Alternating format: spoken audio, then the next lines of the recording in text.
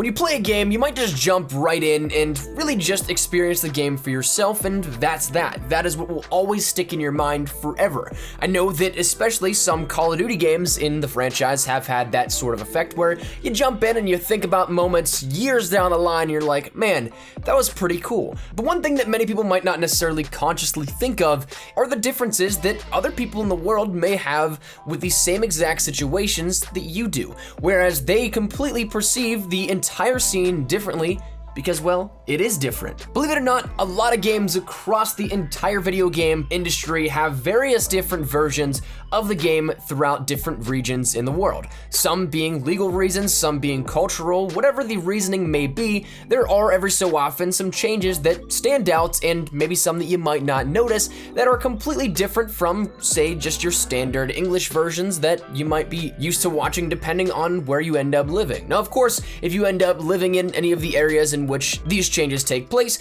maybe some of the stuff that we showcase here on the channel seems foreign and crazy to you, though in the terms of World War II, there's not all that many that are absolutely groundbreaking or absolutely massive that change the entire landscape of the game. But regardless, I want to take this little platform and avenue in which this discussion stems from and showcase 4 changes and censorships in Call of Duty World War II in particular across the world that you guys might never really recognize or notice on your own. So that said, starting right out of the gate, a little introduction and prelude to this is that World War II is a hotly debated topic this year with censorship and the portrayal of historical accuracy. Now, that's something that I don't really want to dive into that debate because it is such a volatile subject and something that does garner massive and passionate responses from players and fans alike. So you guys are more than welcome to have whatever thoughts you want on this, but with some of the controversy that does come along with some of these topics, that is sort of the catalyst for these changes and why they happened in the first place.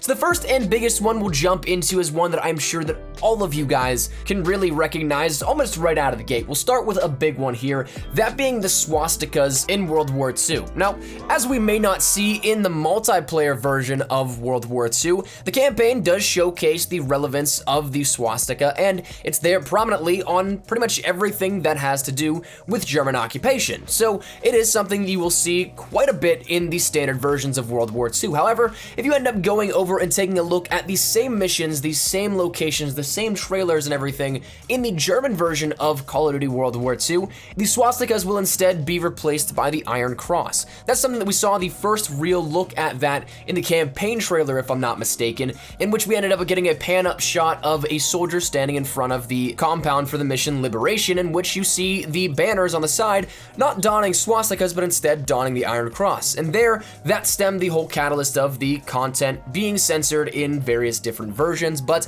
that's something that falls within German law. Nazism and any symbology pertaining to Nazi Germany has been outlawed and has been banned and is something that they keep under very tight wraps. So all throughout the entire campaign and everything like that, in which there would be in the rest of the world's versions of the game, the swastikas appearing prominently, they are censored and taken out and instead replaced with the Iron Cross, once again just to fit the legal parameters of German national law, and so of course from the business viewpoint, so the game could sell in Germany. And of course that's something that a business always wants to make as much profit on their product as possible, so a slight variation to the textures were made accordingly for the German versions. Now the next thing that I want to talk about is one that you guys might have heard a little bit of chatter about, but you probably will not actually see in any variation because it prompted not only starting as a regional censorship, but also something that made it into the final version of the game. So the second one is one that deals with the mission Liberation in particular. Now we mentioned it briefly in this sort of reference towards the swastikas in the first one,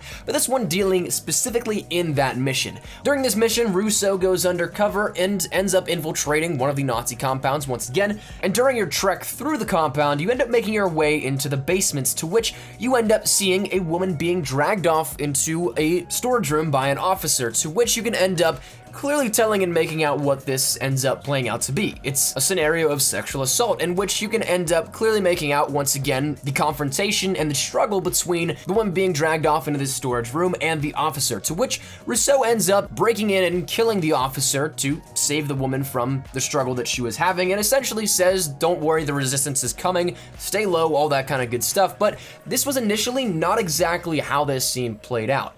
In the pre-release build of the game, it was something in which you ended up hearing, of course, the struggle going on as you approach and as you enter into the basement, but you also end up hearing, when you get closer to the door, the sound of a zipper of pants unzipping, to which it clearly made that already implied notion extremely explicit and something that the viewer and the player has zero possibility to misconstrue what is happening. And the change initially ended up happening only for the Australian version of World War II, and it actually was something that there were multiple news outlets that caught on to this. The rating board actually changed the rating for World War II and adjusted some of the themes that ended up making it that highest rating in Australia, giving it 2 ratings in the span of about a 2-week time or something like that. So it prompted a lot of questioning as to why, but when we actually got the reasoning behind it, was to take out some of the explicit nature of that scene, including some of the audio cues, making the woman's character more fully dressed, and other things that make that scene more acceptable to a rating board. While it was initially planned to be only for the Australian version, it ended up being applied to every version around the world. So while we may not have something to directly compare it with another region of the world, it was something that the Australian rating board and Australian legal parameters actually set the precedent for the rest of the world in terms of this one specific scenario. Now, moving along to the number 3 and 4 spot, these kind of blend together but are different in different variations of the game and the region-specific builds for World War II. So they're kind of split, kind of related, but nonetheless they deal both with the D-Day mission to open up the entire campaign of Call of Duty World War II, setting essentially once again the basis of the campaign, the narrative, and everything that we know for World War II. But the first one that we're going to talk about deals with one that is a German-specific region change, that being one specific area in the D-Day mission. When you, Ronald Red Daniels, ends up jumping out of your landing boat and first initially make your way up to the beach, you take a dive to the ground and have this little moment with Turner in which he ends up telling you that this is what you trained for, this is what you were prepared for, this is what you're ready to do, and he tells you to end up getting the one explosive out from underneath one of your dead comrades. Now, in this German-specific version, while in everywhere else in the world and the versions that were not altered from the original, this soldier ends up having an arm blown off either from an explosive or a machine gun that was firing down on the soldiers storming the beach. Now, once again, everywhere else in the world, this soldier's arm is completely blown off. A very graphic scene, but in the German version in particular, it's actually still intact. Nothing is wrong with it, no real blood, guts, or anything on this arm. The soldier's face is still bloodied up, he's still dead of course, but the arm is intact, and this was something that was addressed a little bit by Sledgehammer. They claimed that it was a bug actually, but it was weird to see that a bug renders an entirely different arm, but it was only in that German version. So whether or not it was a bug or a particular censorship of some regard, which is kind of odd if it is, because earlier in the scene, whenever we end up jumping out of the boat, all the gore is still encompassed there, but for whatever reason, once again, this one arm is taken and still intact, only in the German version.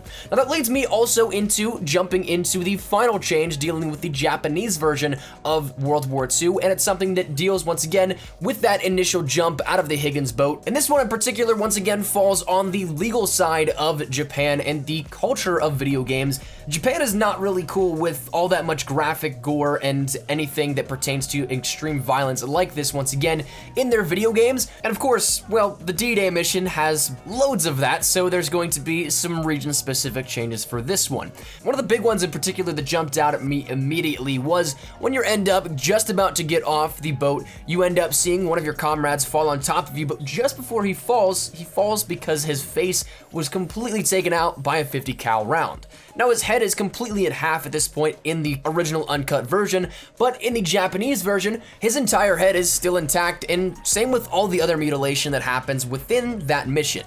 So when you take a look at it, if there's any blown off limbs, any heads, any arms, or anything like that, it's still intact. You'll still see the splatter of blood and everything, but that's essentially the extent of it. Anything that actually has that graphic visual for it, it's been changed around for the Japanese version. So, of course, there's a lot that happens within the World War II campaign of the D-Day mission and elsewhere, so the Japanese version does have quite a few adjustments here for their specific game within World War II, but all in all, that's gonna round out the 4 region-specific changes that I wanna talk to you guys about here within this one. And that said, if you guys are interested in more of these, I can totally do some more digging. These ones were the ones at the surface, but I feel like if I can end up comparing and contrasting and taking a look at and studying each version a little bit more, we might be able to come up with a couple of more to give some follow-up episodes if that is what you guys are interested. So let me know your thoughts down there in the comment section down below. Would you guys like to see more? Are you guys fascinated with these little developmental changes like I am? I find these things incredibly cool, stuff that we may never actually consciously think about,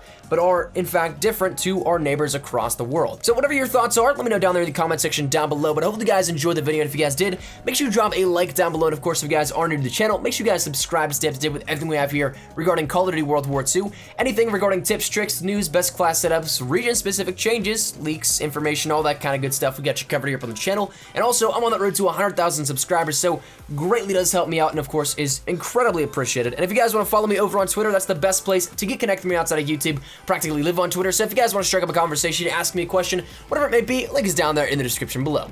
But all that said and out of the way, hope you guys had a fantastic day. Thanks so much for watching. Marzan Espresso. I'll see you guys later. Take care and peace.